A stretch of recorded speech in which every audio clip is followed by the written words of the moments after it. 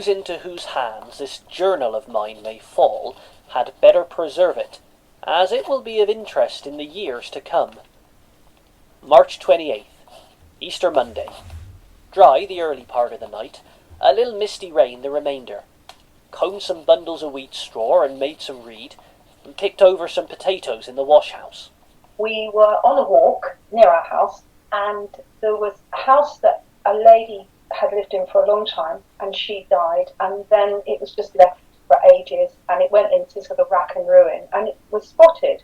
We knew that the spotters had moved in, but they seemed to have moved out again, so we had a sort of sneaky look around the garden. My son found this large metal trunk, and which had been put out with the rubbish bin. And so, of course, we had to have a look in it. And he said, "Mum, it's full of diaries." And they weren't like little slimline diaries. They were massive tomes that were quite incredible. And I sort of flipped through them and thought, wow, this person has written every day of his life. You take them home, and then somehow they come into Carol's life. I became involved with the Health and Environment Public Engagement Group back in June of 2018. From there, knowing that Joe, heavily involved with butterfly conservation, actually went out on a butterfly search. And we were talking, and it was from the kind of conversation about nature, about the sky, that kind of thing. It was perfect for me to basically at least have a look at these diaries. They really are engrossing. And Kath, we were chatting before this, and you said, I can remember the meeting where sort of there was that light bulb moment and everything came together. Is that so? Jo, immediately she heard where Carol lived, said, "I've been looking for someone from Llanivet." It was a bit of a mystery at the time, and it wasn't until sort of several months later that Jo and Carol had had these conversations, and they came back to us and said what they were doing and how they were looking at these diaries and thinking about how they could be used in the future. It's dinner time. I cleared out the bullocks' houses. Several showers of misty rain today. There has been a fairly strong southwest wind. Wilfred went to Bugle this afternoon to see Auntie.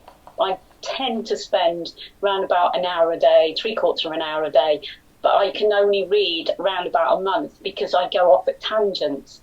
Just a few days ago, I was talking to Kath with regarding to in June of 1921, so we're talking almost 100 years ago, and an R-36 airship went over one of his fields, so basically it went over Llanivet, and I did a search on it, and on the Imperial War Museum's website, there's footage, about 5-minute footage, of when it actually went up for its maiden test flight on the 1st of April 1921.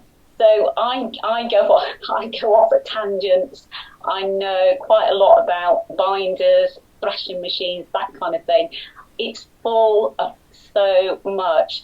You're telling me that story, Carol, about the airship, and I am getting goosebumps because the idea, so much in life is transient. It's here today, it's gone tomorrow, and yet there you are reading extracts from something he wrote down.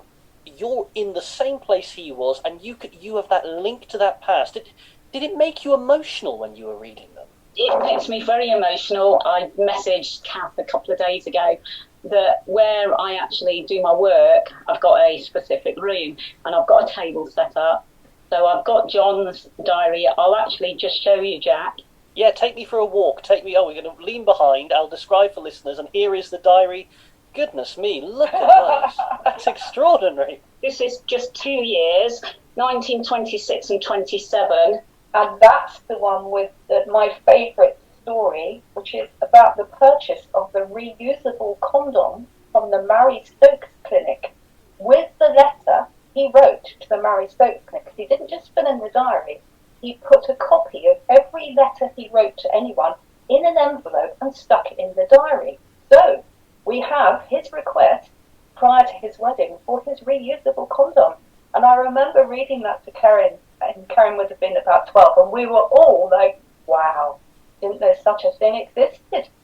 I think that's the thing. It's the breadth of information that he recorded. It's little details about his garden and his life and his community.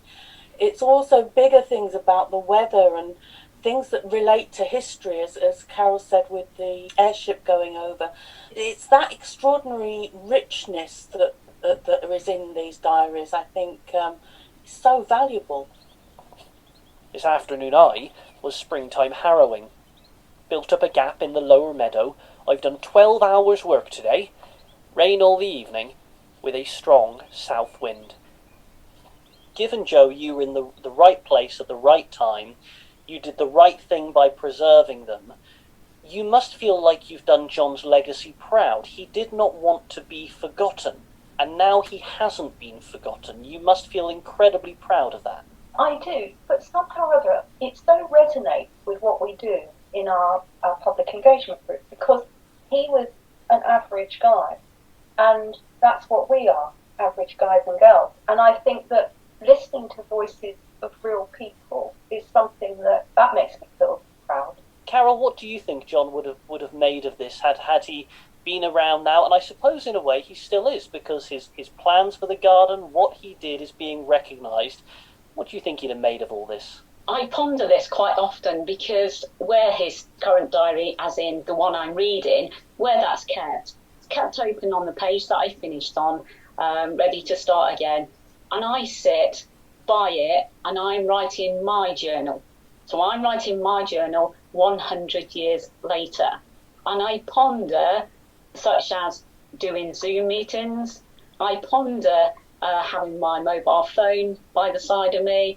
And I think John would have taken it all in his stride. He would have sort of embraced himself in it, because the kind of things that he tries out, going back to the reusable condom, the kind of things that he was writing to different people to get samples of things, to try them for the first time. So I think with all this that's happened through COVID, he would have actually embraced it all.